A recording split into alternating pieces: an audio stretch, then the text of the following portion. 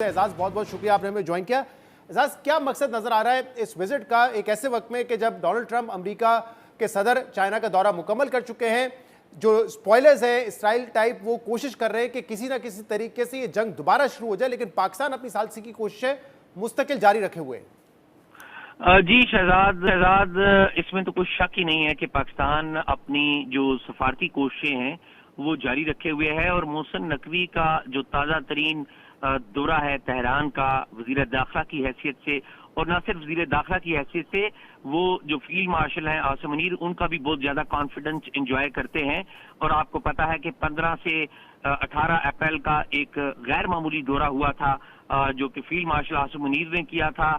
उस दौरे में भी एक ही सिविलियन शख्सियत उनके साथ थी, वो मोहसिन नकवी थे।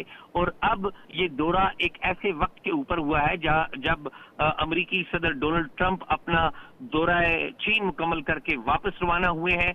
और अमेरिकी सदर की आपको पता है बड़ी कोशिश थी कि दौरा चीन से पहले वो ईरान के साथ कोई मुआहदा दस्तखत कर लें। इस हवाले से उन्होंने पाकिस्तान से भी और पब्लिकली भी बहुत सारी बातें कही थी। वो चाहते हैं, इस बात का इजहार उन्होंने पब्लिकली भी किया था, लेकिन वो नहीं हो सका। अब मोहसिन नकवी जो गए हैं तेहरान में, वहां पर तेहरान में इनकी आला हुकूमती अहदेदारों से मुलाकातें हो रही है और हमें पता चला है कि कोई ब्रीफ या कोई अहम पैगाम है जो ये लेकर गए हैं।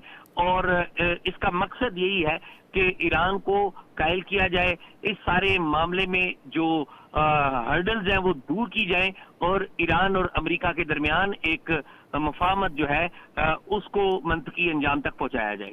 जी एजाज, कल जब इराक़ची साहब ब्रिक्स की मीटिंग में थे और वहां पर उन्होंने मीडिया से गुफ्तगू की तो उन्होंने पाकिस्तान के किरदार को सराहा। उन्होंने कहा पाकिस्तान अपना किरदार अदा कर रहा है, अमेरिका के साथ जो अदम ताउन है या अदम एतमाद है उस वजह से मुज़ाकरात किसी करवट नहीं बैठ रहे हैं।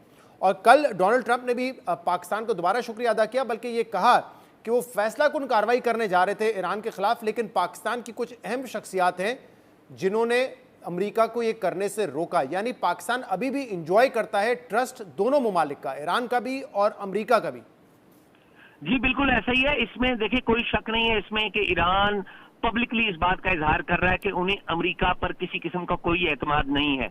और कल अब्बास अरागची ने बारहा इस बात को दोहराया भी, लेकिन एट द सेम टाइम वो पाकिस्तान पे ट्रस्ट कर रहे हैं। और अमेरिका ने भी ईरान के बारे में तहफ़्फ़ुज़ात का इजहार करते हैं, लेकिन पाकिस्तान की तारीफ करते हैं और पाकिस्तान पे ट्रस्ट करते हैं। No doubt about it. इस बात का ये बात जिसे कहते हैं सबके सामने है।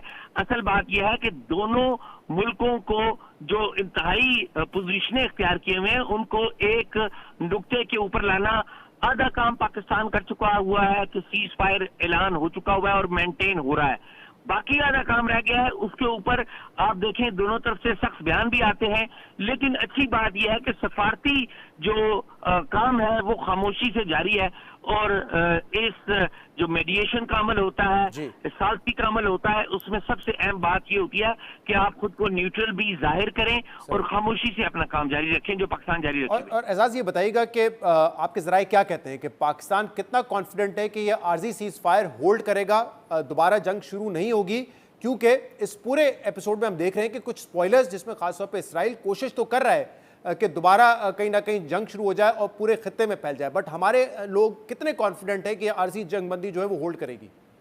जी पाकिस्तान के लोग भी कॉन्फिडेंट हैं और जो बातें मेरी तेहरान में कुछ हुई हैं, कुछ वॉशिंगटन में भी हुई हैं, कुछ काफी हद तक मेरे ख्याल में बातें आगे बढ़ चुकी हैं। एक अंडरस्टैंडिंग है, फ्रेमवर्क ऑफ अंडरस्टैंडिंग। मेरी इतला जाती तौर पे ये है कि उसके ऊपर काफी चीजें आगे बढ़ी हैं। अब इस सारे मामले में बहुत सारी चीजें आती हैं, लेकिन एक इसमें मामला ये भी आता है कि अमेरिकी सदर कोई ना कोई बयान दे देते हैं, क्योंकि ज़ाहिर है उनकी अपनी एक ऑडियंस है, डोमेस्टिक ऑडियंस है, जिसको बताना चाहते हैं वो जंग जीत गए हैं या अपर हैंड है उनको, तो उसकी वजह से चीजें कुछ खराब होती है। लेकिन पाकिस्तान को यकीन है और पूरा एतमाद है कि वो इस सारे मामले को हल कर लेंगे और दोनों मुल्कों के दरमियान कोई ऐसी एक अंडरस्टैंडिंग करवा देंगे जिससे न सिर्फ इस खित्ते के लिए पायदार अमन की खुशखबरी मिलेगी, बल्कि पूरी दुनिया को जो एक माशी झटका मिला है एनर्जी के हवाले से, वो भी दुनिया भी उससे छुटकारा हासिल करेगी। बहुत बहुत शुक्रिया।